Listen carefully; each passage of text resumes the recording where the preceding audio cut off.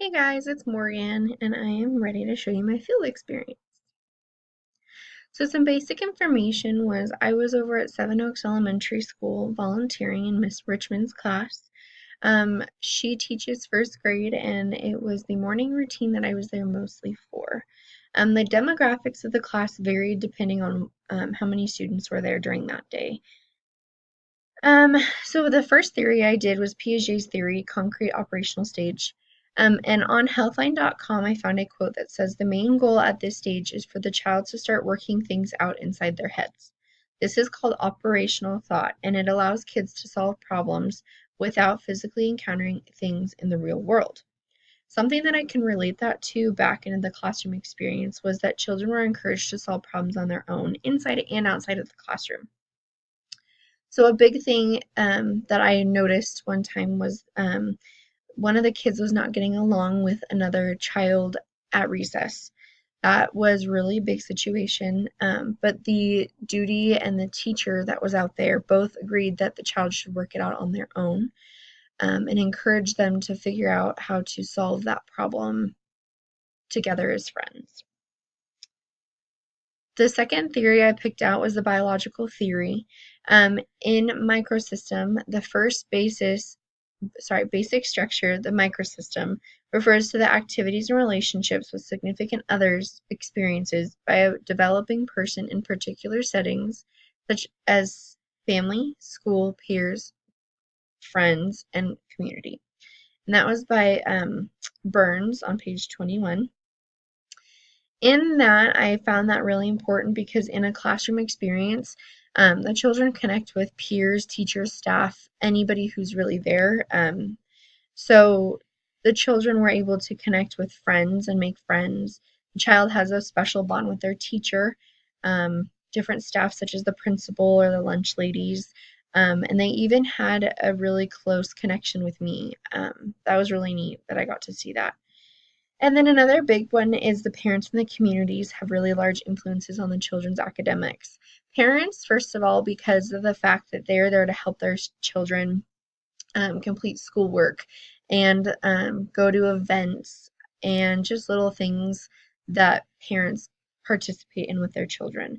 And the communities, I feel, have a large influence on children's academics because of the fact that if the community is donating any money towards schools in that area, it helps the students be able to go and have field trips and are able to have more hands-on learning that the finances are able to bring to classrooms in that school. And I believe definitely that it affected behavior within friend groups. So if an example that I had was that a teacher was able to encourage their child or that student and be able to say, you can do this, and the child walked away from that being all really excited and ready to learn. And a peer, I got to witness that as well. A peer had a negative influence on one of the kids, and so the kid was definitely affected when it showed the behavior in the classroom. Some things I learned that were really important for my future teaching experiences were that teachers need to have a lot of patience. Teachers need to be able to understand that it is a lot of kids just to one teacher. Patience is a very big thing. And communication, I feel that it's really important in a classroom because you want to communicate with your kids of what the expectations are in the class. Support, I feel that teachers need to be there to just support the kids as well. My teacher that I volunteered with was really good at supporting the kids. And another thing that was really important that I learned was that teachers need to have a lot of flexibility. For example, one of the teachers at the school I was volunteering with didn't realize that there was an assembly at that scheduled time. So they had to take that lesson that they had planned for that time and move it to the next day's agenda. And then I believe that students do not learn all the same way. So that's a really important thing because you want to be able to bounce around different ideas and see which ones that kids will understand.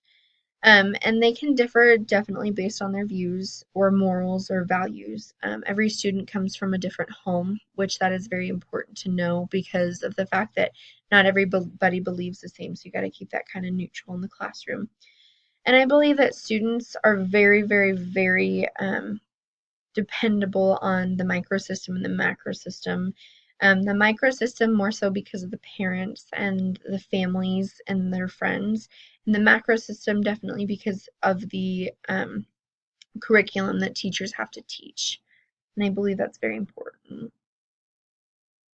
So here's one of my classroom assessments. I put this one and I made this one because I believe that not one child learns the same. So this assessment would be definitely given at the beginning of the school year just to see what type of learning agendas and learning styles that child has. So for instance, up here, I believe it would be more logical learner. So 8 plus 2 would equal 10. A child would be able to push toward that. A visual learner would be something with the smiley faces that I definitely believe a child would be able to count those. And then I definitely believe this would be a hands-on type of thing or a kinesthetic child because you could definitely use these with your pencil and move them. And then down here is the document if anybody needs to look into that. Thank you guys so much for listening to my presentation. And here are some of my references. Have a good day, guys.